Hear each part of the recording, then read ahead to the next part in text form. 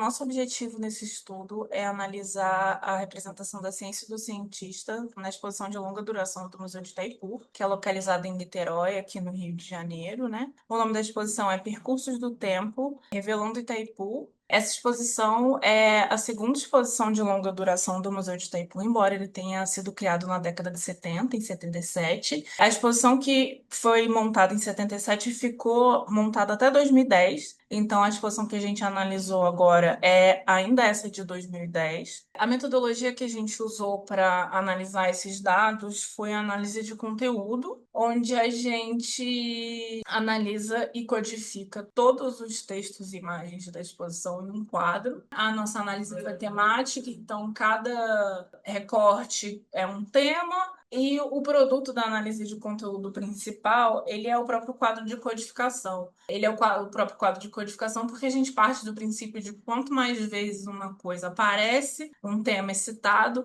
mais importante ele é para quem fez aquela exposição ou aquele produto que está sendo analisado.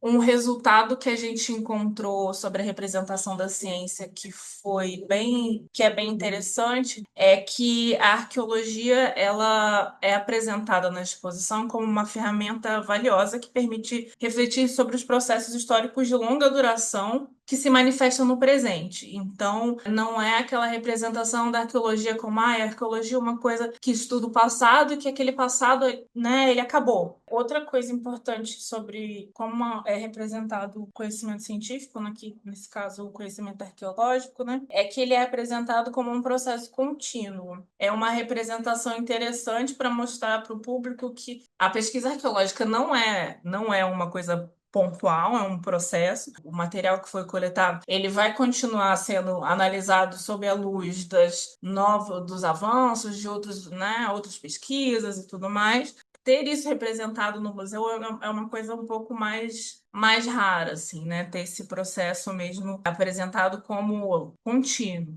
E isso a gente pode atribuir também para um outro ponto muito relevante que aparece no discurso do museu, que é esse engajamento da pesquisa com a comunidade local. O museu ele está localizado numa região de uma comunidade pesqueira, e então eles têm uma relação muito próxima. São 4 coleções na exposição. Uma das coleções ela foi doada por um pescador. E é interessante a gente ver como, no caso do Museu de Itaipu, ao invés de você ter uma relação que, ok, foi o pescador X que encontrou aquilo ali, mas ele só encontrou e aí vem os pesquisadores e começam a trabalhar naquilo ali, e nesse momento o pescador se afasta. Não, você vê que continua uma relação com a comunidade, que você não afasta essas pessoas, né? Você insere elas nesse processo de fazer pesquisa, quer dizer, uma museologia e museus que estão preocupados, sim, com